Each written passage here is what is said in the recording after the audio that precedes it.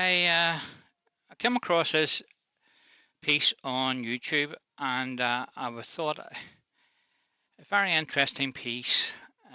Multi-axis square turning, it's called, and I've put this blank on the lathe here and made a jig for it.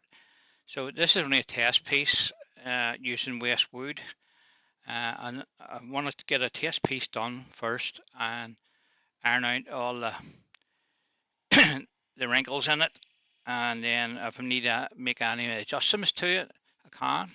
So this is this big boy here. Bring that camera back down again. This is what we're going to be turning, guys. So this is 11 inches wide, and it's 100. I need to have these 100 mil thick. They're only about 80 something thick. So the ends for these are 9 inches. Well, that's what I took from watching the video. I'm guessing these are 9-inch. Looking at the video, I have it playing here in the background, and just following it to see where exactly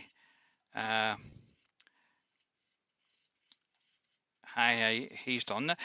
It looks straightforward. What we basically will have, I change the camera over to overhead, right? So I made lines and center points here. See, so there's 4 of them on this piece. Everyone's marked. This is the center of my turning. So once you do one piece, or you're doing 4 at once, basically. And once you've got it down to your shape, sand it, and then loosen the screws in the side, and turn it around to the next position, which would be this one here, in all of them. It doesn't matter what way you go. Watching his video, he done this axis first, and then done the opposite axis by turning right round to do the opposite one, and then when he got that, he done the other two. So it looked straightforward. It looks safe enough. The son was out in the shade getting some tools, and he said, "What are you going to do with that?" You know what I mean? I'm going to turn this. So this is only a wee test piece, and I'm not going to make a full video of this. I'm waiting to get the timber. I've got the timber and all. I've got ash and a piece of oak I went and bought yesterday. So that has to be cut up into sizes and glued together. What he made his from was, I think it was sycamore and sapele or something like that. There's 2 different contrasts of wood. So it's a sandwich of 3 blanks, you know, coloured piece in here and then the 2 pieces on the outside. But I wasn't going to do that on waste wood, so I just turned these roughly. As you can see, they're not totally round. They're near enough. As long as the sides, when you put them into the holders here, 60mm hole cut on the side here, and this one for the spigot to fit into. As long as they fit in and they're centered, roughly, it doesn't matter.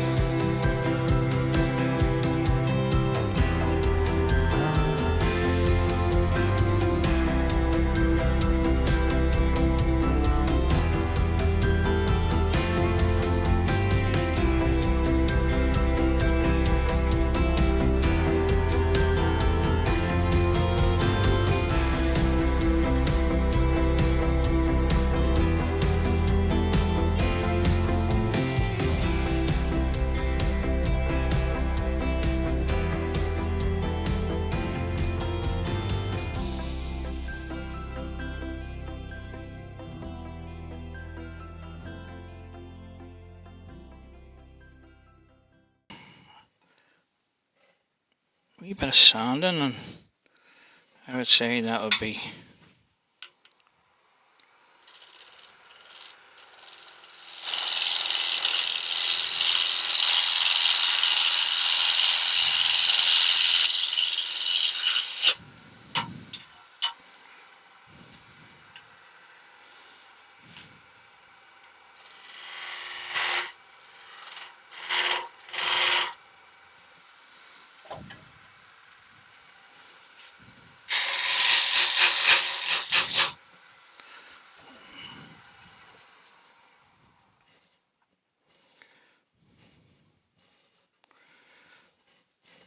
yep, that'll do me.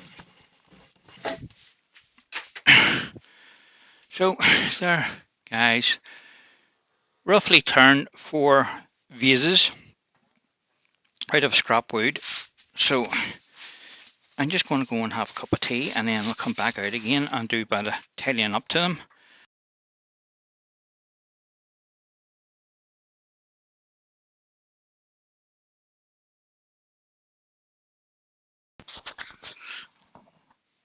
Oh dear.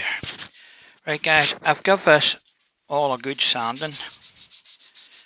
I'm about to take it off a lathe now and separate them, and then we'll finish them one by one. I decided just to give them a wee sand and just try and finish them up the best I can, because it's not the greatest pieces of wood to use for this. I reckon I'll cut it about there.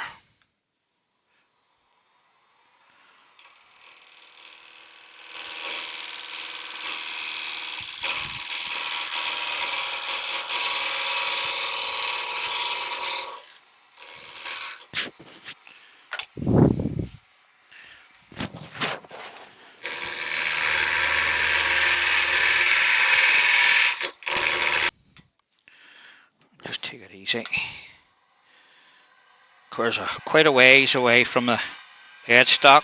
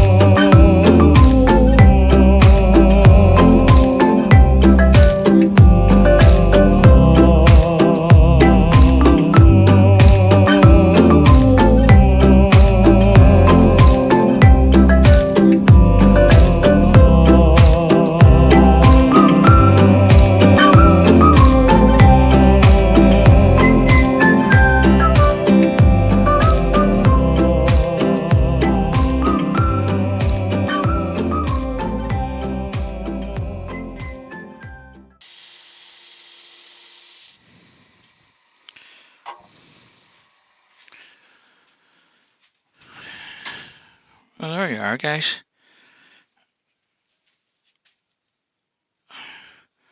Multi-axis turning with square sides. It's a bit of skid. It's probably pine. It's not the greatest piece of timber to do demo with, but I wanted to try that out, and I've 3 more pieces to sand and finish up, so I will get those and put all 4 pieces together and let you see them finished. I just wanted to do that and get the feel for that. I'm quite pleased the way it worked out, and I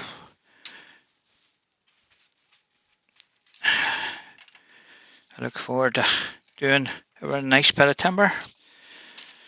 So,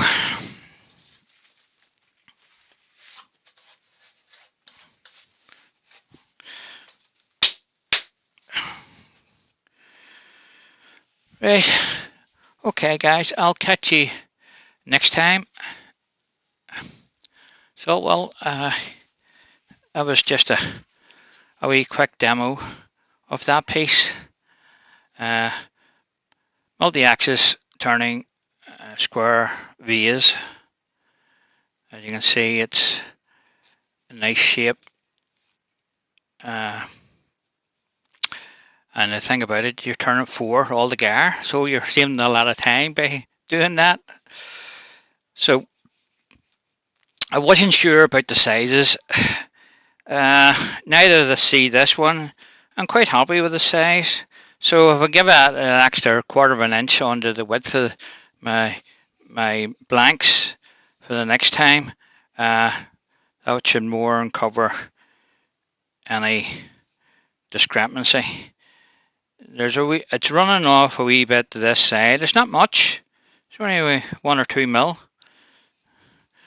But you know, us wheat turners, we see these things, and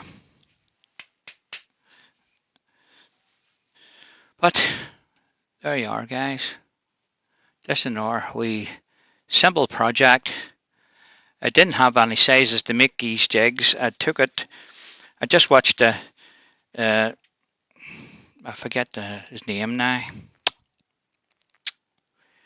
It will come to me. I'll add it into the description anyway.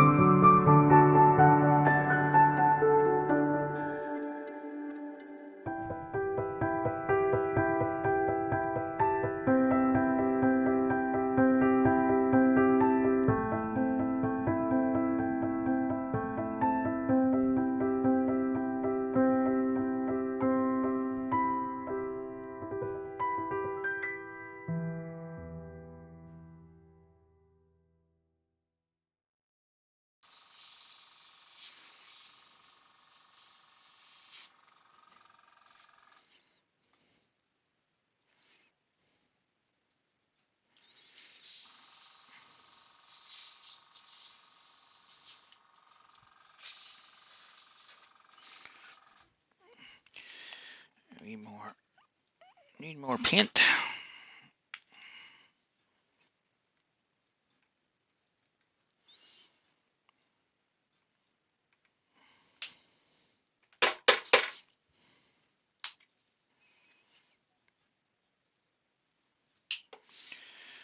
And just a wee taste of Liquitex. It's just a flow aid to thin it down a wee bit. Some of the paints are thicker than others. Just go by trial and error by using them. You see yourself. You'll know if it's too thick because it won't spread the same. You should be able to blow it around quite a bit. And if it's too thick, you'll end up getting more white bits.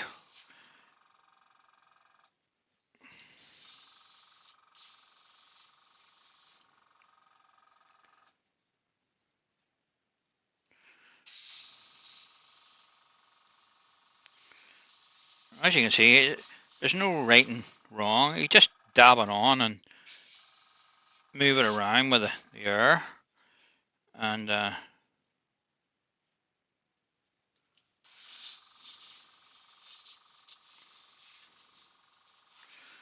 just try and keep it as random as possible, so you don't have a pattern as such.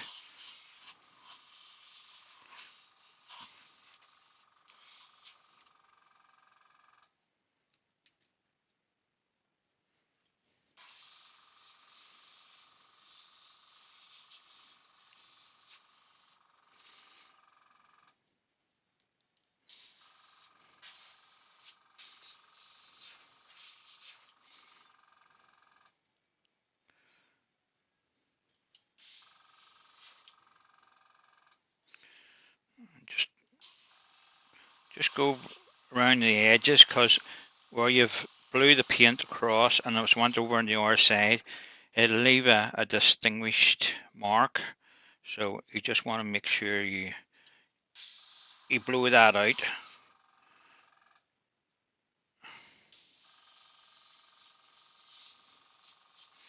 Get rid of most of the white bits. Just keep blowing it until it moves. And if you make a mistake and you're not happy with what you've had, before this dries, get a damp cloth and you can wipe it all off and start again.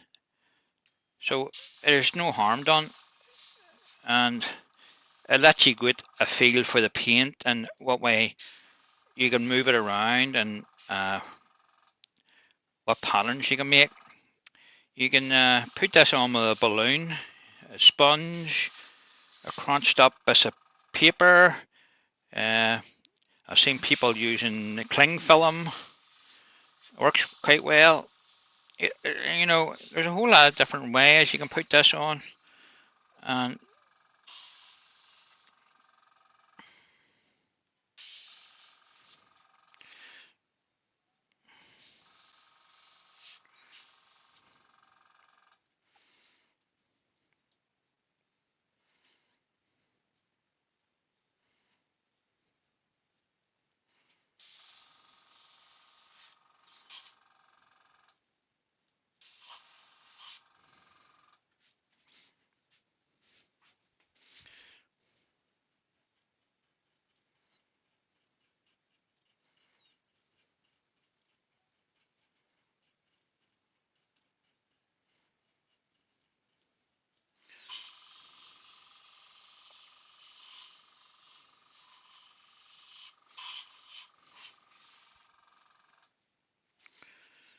that looks not too bad.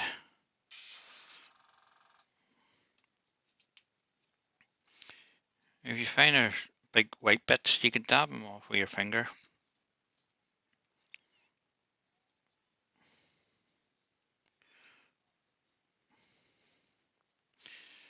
You could even use your finger to put the paint on, if you so wished.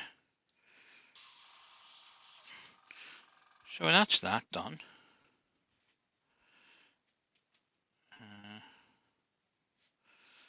Just wipe the bottom of this, and then I can clean it up when it's dry. just make sure there's no wee bits of mist around the bottom.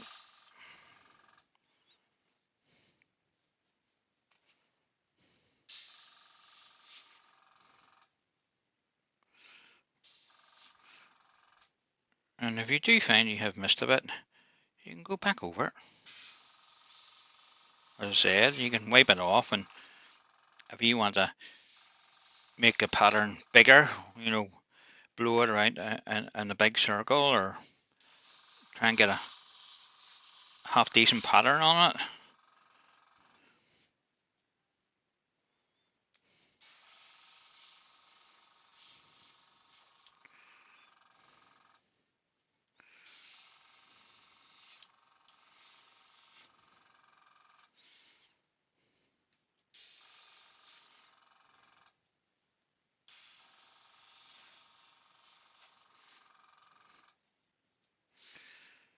And that's that one done. And it doesn't take an awful lot of time, and it doesn't take an awful lot of paint. There's very little left in that. Just wipe it out with a cloth, and you're done.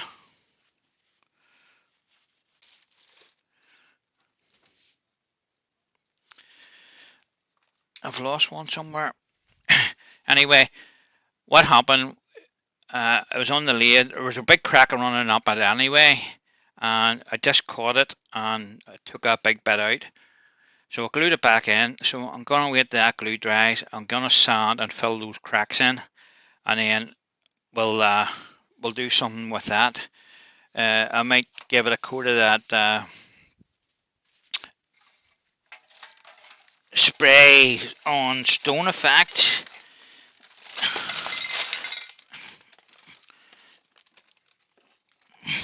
And you've been friggin' running around, and I don't know where that went. Anyway, guys, I'm going to leave it there. Let that dry for a couple of hours, and I'll pop out later on and give it a couple of coats of lacquer, and then we'll see what it's like tomorrow. The other one I done, I just bring it round. It's had 2 coats of the stone effect, and you can see it does give the impression it's made of stone.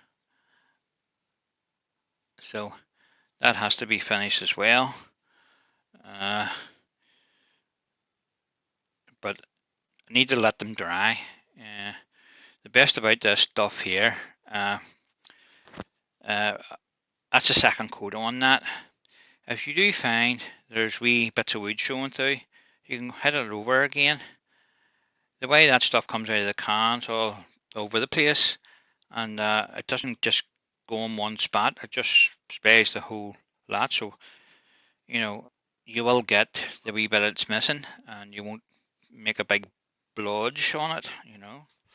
So that's turned out quite well. I'm quite happy with that.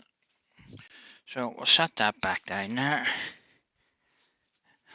I'm just looking everywhere to walk around and see where we can see this or piece of wood. Right, guys, we'll catch you later.